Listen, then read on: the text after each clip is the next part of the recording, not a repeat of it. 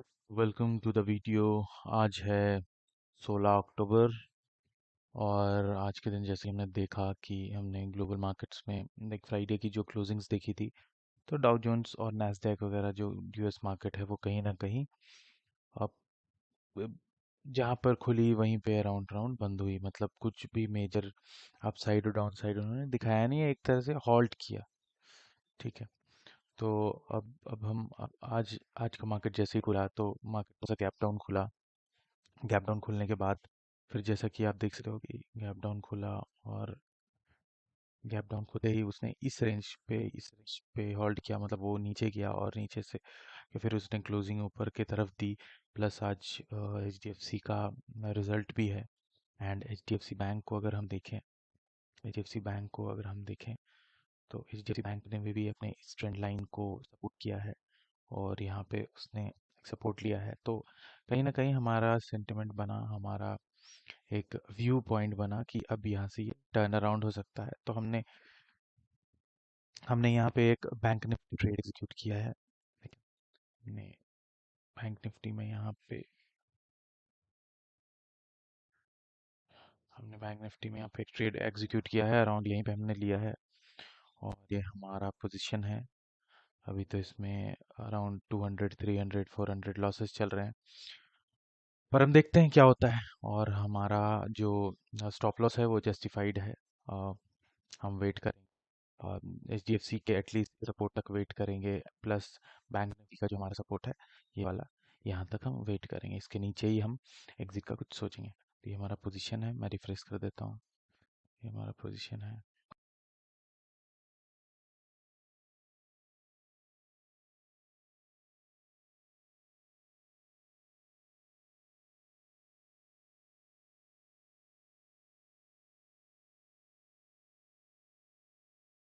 तो trade running है और अप्स एंड डाउन्स तो होते रहते हैं हर एक कैंडल में।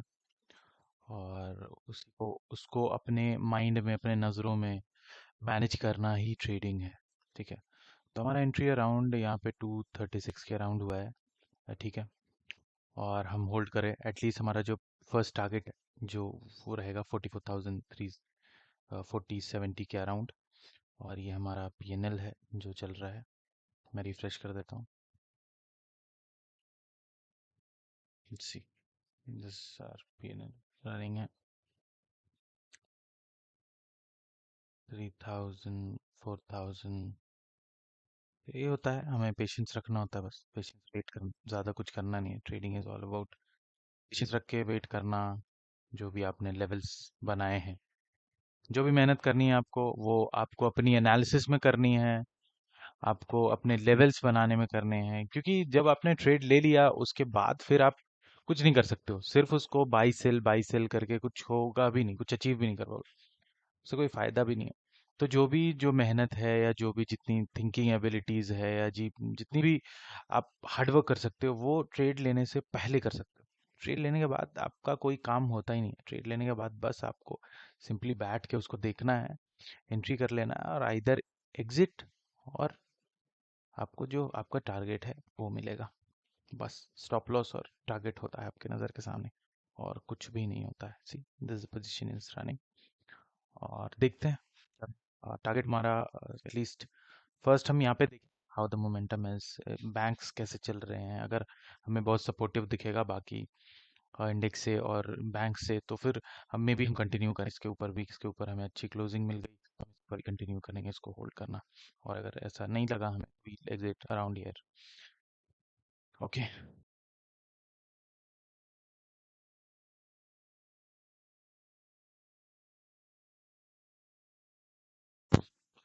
काफ़ी अप्स एंड डाउन्स के बाद अब अभी हमारा ट्रेड चल रहा है एंड इट्स अराउंड 309।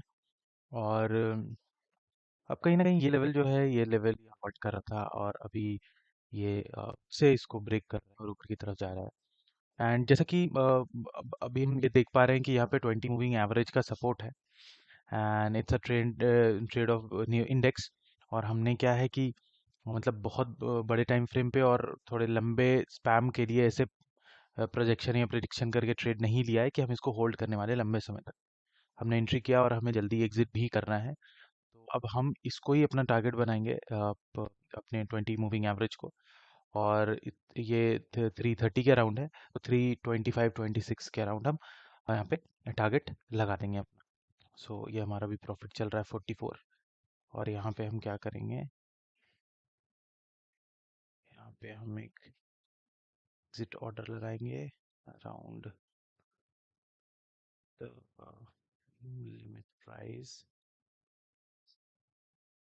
चल रहा है 307, सो हम लगाते हैं 325 और 322, 320 के अराउंड। ठीक है, ये हमने अपना सेल ऑर्डर लगा दिया है। ऑर्डर्स में देख लेते हैं, ये हमारे ऑर्डर्स जो पेंडिंग ऑर्डर्स है टू एग्जीक्यूट 22 के अराउंड। अब हम बात करें 22 में हमने क्यों लगाया ऑर्डर्स।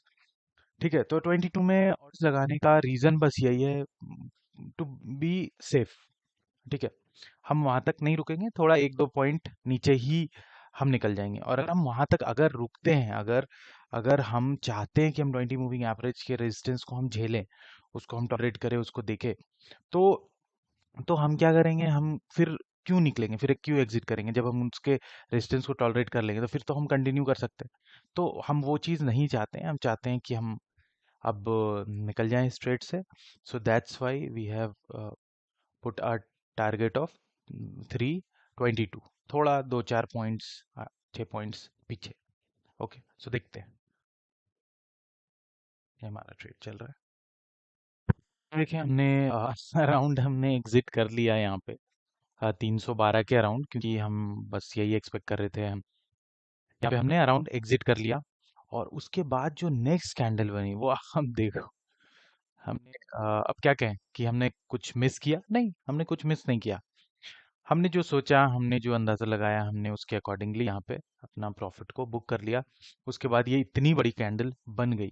तो ये चीज़ें, ये इस जर्नी में, ट्रेडिंग की जर्नी में कभी आपको मिलेंगी, कभी आपसे छूटेंगी, ऐसा चलता रहेगा। कभी आपको कैप्चर हो जाएंगी, कभी आपको नहीं कैप्चर होंगी। तो it's all about your luck. ठीक है, मतलब ये एनालिसिस आपकी प्रॉपर एंट्री और प्रॉपर एग्जिट, ठीक है, दिन के मतलब फर्स्ट कैंडल के डे लो में एंट्री करना और डे लो के हाई में एग्जिट करना, this was your analysis, this was your strategy, this was your part of plan. ठीक है, जो कि प्रॉपरली एग्जीक्यूट किया आपने। ठीक है, and this was not part of your plan. ठीक है, ठीक है, ये चीज जो है, ये चीज जो है, आई एक्सप्लेन टू यू। ये चीज जो है, आपने यहाँ पे एंट्री किया, यहाँ पे आपने एग्जिट किया, तो ये चीजें जो हैं आपके साथ कहीं ना कहीं 10 दिन में, आपके साथ 8 दिन होंगी, 7 दिन होंगी। ठीक है, तो दिस इज व्हाट, ये आपके साथ हमेशा चलने वाली चीज है।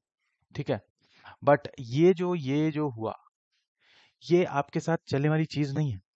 This is once in 10 day, once in 15 days और वंस इन अ मंथ। ठीक है, तो इन चीज़ों की तरफ हमें कोई ध्यान नहीं देना है कि ये हो गया, वो हो गया, उसके बाद फिर कुछ और हो गया। मे बी आप वेट करते, यहाँ तक वेट करते, फिर आप एक्सपेक्ट करते कि उसके ऊपर भी जाएगा एंड इट विल फ्लाई, आज ही वो 50,000 पहुंच जाएगा।